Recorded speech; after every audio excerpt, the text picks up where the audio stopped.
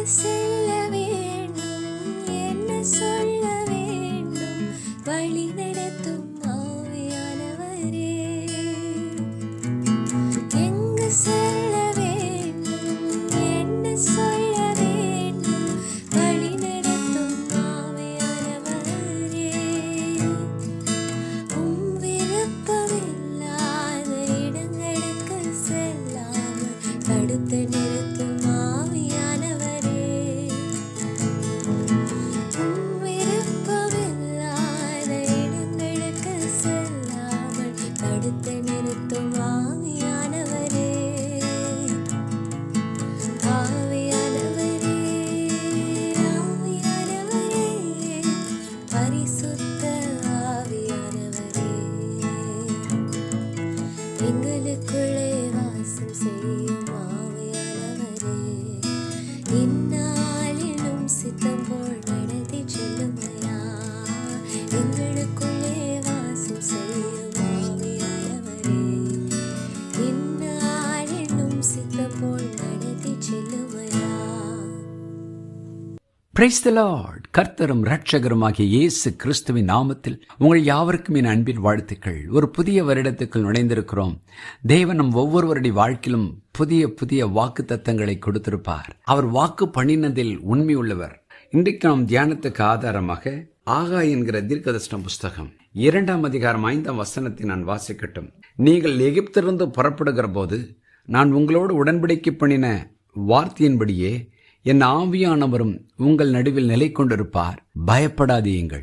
Haggai 2:5 According to the word that I covenanted with you when you came out of Egypt, so my spirit remains among you, do not fear. வானத்தின் பூமியும் உண்டாக்கின தேவன் சொல்கிறார், என் ஆவியானவரும் உங்கள் நடுவில் நிலை கொண்டிருப்பார். பயப்படாதீங்கள். தேவன் தம்முடைய ஜனங்கள் எகிப்திலே அடிமைகளாய் இருக்கும் பொழுது அவர்களை அந்த அடிமைத்தனத்திலிருந்து விடுதலையாக்கும்படி ஒரு தேவ மனிதனாகிய மோசேயை ஏற்படுத்துகிறார். அவர் ஒரு தீர்க்கதரிசி. அவருக்கு தேவன் ஒரு கட்டளை கொடுக்கிறார். எகிப்தில் இருக்கிற என் ஜனத்தை விடுதலை பண்ணி கொண்டு வா என்று.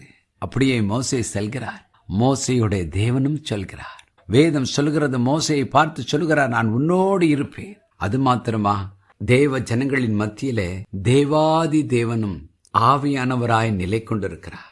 மோசேயை கொண்டு அதே ஆவியானவர் பலத்த அற்புதங்களை செய்கிறார். இந்த வார்த்தை சொல்கிறது, எகிப்திலிருந்து புறப்பட்ட போது ஆவியானவர் நிலை கொண்டிருந்து என்னென்ன அதிசயங்களை செய்தாரோ அதே அதிசயங்களை வரும் நாட்களில் உங்கள் வாழ்க்கையில செய்வாராம். மீகா 7ஆம் அதிகாரம் 15ஆம் வசனம் சொல்கிறது, உன்னை அதிசயங்களை காண பண்ணுவேன்.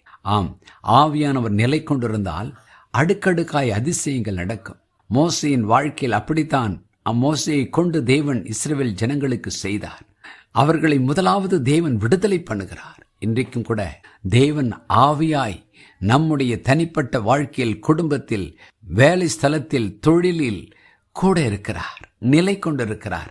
நாம் தனிமையாய் இல்லை. தேவன் வாக்குத்தத்தம் பண்ணியிருக்கிறார், என் ஆவியானவர் உங்கள் மத்தியிலே நிலை கொண்டிருப்பார். அன்று இஸ்ரவேல் ஜனங்களோடு அவர் நிலை கொண்டிருந்ததினால் அவர்கள் விடுதலை பெற்றுக் கொண்டார்கள். இன்றைக்கும் கூட என்னென்ன காரியங்களில் அடிமைத்தனத்தோடு இந்த வார்த்தைகளை கேட்டுக்கொண்டிருக்கிற யாராகிலும் இருந்தால், ஆவியானவர் உங்கள் நடுவிலே நிலை கொண்டு உங்களை விடுதலை பண்ணுவார்.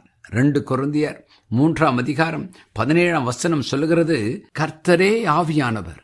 கர்த்தருடைய ஆவி எங்கேயோ அங்கே விடுதலையும் உண்டு. 2 Corinthians 3:17 Now the Lord is the Spirit, and where the Spirit of the Lord is, there is liberty. பாருங்கள் பிரியமானவர்களே, தேவாதி தேவன் வானத்தின் பூமியும் உண்டாக்கினவர் ஆவியானவராய் நிலை கொண்டிருக்கிறாரா.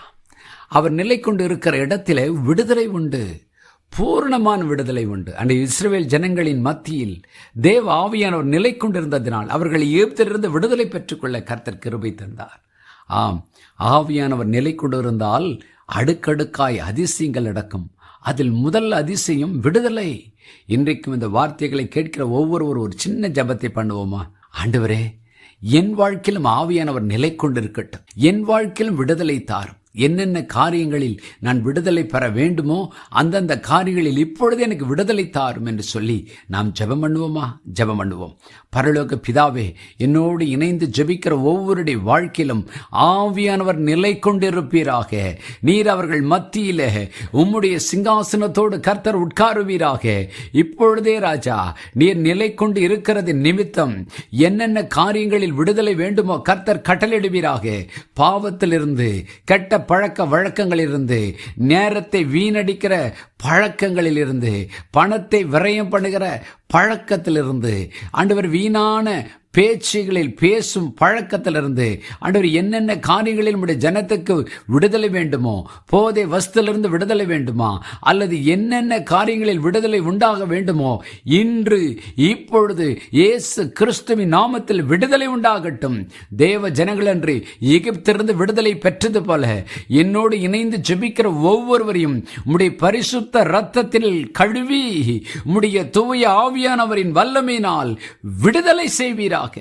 இயேசுவின் நாமத்தில் பிதாவே, ஆமென்.